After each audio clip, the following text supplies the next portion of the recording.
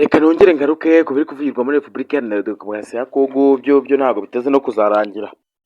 Ibiri kuvugirwa muri Repubulika Iharanira Demokarasi ya Kongo byo aka kanya icyo nakubwira, amakuru atugezeho nonaha aragira ati ingabo z'Ububirigi cyangwa se igihugu cy'Ububirigi cyangwa se abakomando baturutse mu gihugu cy'Ububirigi ndetse n'amadrone ahambaye aturutse mu gihugu cy'Ububirigi yoherejwe muri Repubulika Iharanira Demokarasi ya Kongo aka kanya. Ubu ngubu izi ngabo aba bakomando bavuye mu Bubirigi ndetse n'izi drone zigera ku 100 zigeze muri Repubulika Iharanira Demokarasi ya Kongo aka kanya. Icyo nakubwira cyo wowe ugomba gukora no gukanda subscribe, ugafungura inzogera, ukanda like kugira ngo dushyiraho ibiganiro cyangwa se amakuru ujye tubona notification yacu, kugira ngo ukurikirane amakuru ari kugenda avugirwa muri iyi si ya muzika cyangwa se mu isi y'imirwano.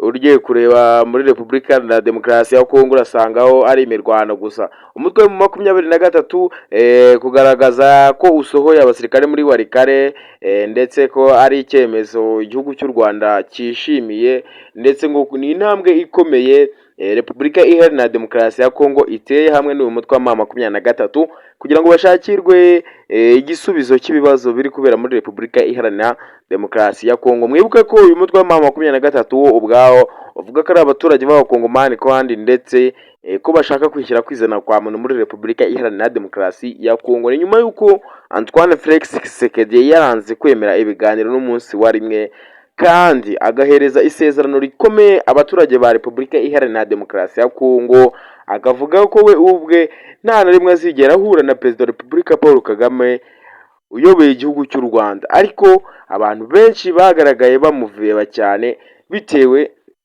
nuko atigeze yubahiriza isezerano, ndetse mu minsi yashize hagaragaye abasirikari ba FARDC ndetse biruka kandi bakavuga yuko bano basirikari badahembwa. Mu yindi minsi yashize amakuru yo ni menshi, hagaragaye Perezida Antoine Felix Tshisekedi avuga yuko rwose akeneye igihugu cya Amerika muri Repubulika Iharanira Demokarasi ya Kongo, ariko sinzi impamvu zino ngabo z'Ububirigi zinabatanze kugera hano, kuko Antoine Felix Tshisekedi yasabye ingabo za Amerika ko zaza muri Repubulika Iharanira Demokarasi ya Kongo kumuturiza bano basirikare ba FARDC, ndetse nawe ababwira yuko rwose yabahereza amabuye y'agaciro gakomeye cyane, ndetse ko iki gihugu gifite by'umwihariko ubutunzi bwo munsi y'ubutaka. Kino gihugu cya Repubulika ya Demokarasi ya Kongo ni ubutunzi gifite bukomeye cyane, ndetse ko ari nayo mpamvu ngo ntandaro ya byose ituma rwose kino gihugu cya Repubulika Iharanira Demokarasi ya Kongo kitabamo umutekano bitewe n'ubutunzi ubwacyo kifitiye. Ndagira ngo ubwire ko rero yose ni amakuru ugiye kukugezaho 5 kuri 5, yose ukeneye yagezweho wayasanga hano. Nimba ari ubwa mbere ari kugeze kuri uyu muyoboro, ndi kukwibutsa ko ukanda subscribe ugafungura inzogera kugira ngo dushyire amakuru notification itukugeraho ndani ya trombone. Okay, reka rero duhere kuri izi ngabo zivuye mu Bubiligi zerekeje muri Repubulika Iharanira Demokarasi ya Kongo. Ni ingabo nyinshi cyane, ni ingabo ndetse n'amadrone. Gusa izi drone zo zigera ku 100,000. Urumva izi ni drone rwose zizajya zifashishwa mu buryo bwo kujya kurasa ku rugamba, mu buryo bwo gutata, mu buryo bwo kujya gushakisha amakuru. Ese izi nyeshyamba za 23 ko zari zavuze ko zemeye ibiganiro hagati y'uyu mutwe hagati yabo ndetse n'igisirikare cya FARDC, nkaba mbona Ububirigi bumanuye intwaro ndetse n'abakomando.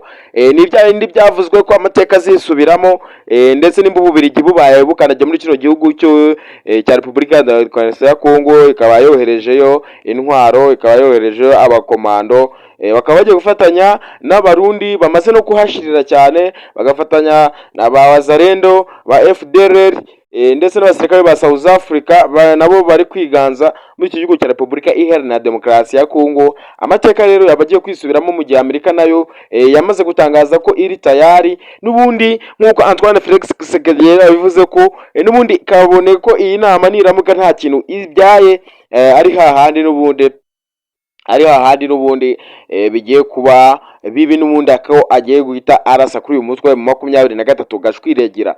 Ndetse rero nimba iki ni ikimenyetso cya mbere kigaragaza ko isi yose yabigiye guhagarukira M23, bigaragaye yuko rwose aba babiri baba bamaze gusesegara muri Repubulika Iharanira Demokarasi ya Kongo, bagasesekazayo izi ngabo zingana gutya ndetse n'aya madrone menshi. Ibi ngibi rero byaba ari uko Amerika nayo yaba igiye kuzamo. Ni ibintu byagaragaye, Amerika ivuga ko kino gihugu cya Repubulika Iharanira Demokarasi ya Kongo, umunyamerika wese uri muri kino gihugu agomba guhungira mu kindi gihugu cyangwa se agataha. Kandi ubutasi bwa Amerika, igihugu cya mbere cy'igihangange ku isi, ntekereza ko ibyacyo kiba cyakoze kiba kibizi.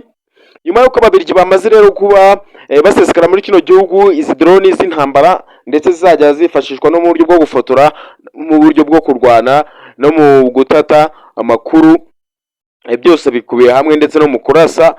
Ubwo rero zamaze kugera muri Repubulika ya Demokarasi ya Kongo. Ariko icyo navuga, umutwe wa M23 wari wamaze gushyira intwaro hasi mu gace ka Walikale, wasohotse wemye. Ndetse andi magambo yagaragaye uyu munsi atangazwa n'uyu mugaba mukuru w'ingabo za Uganda UPDF,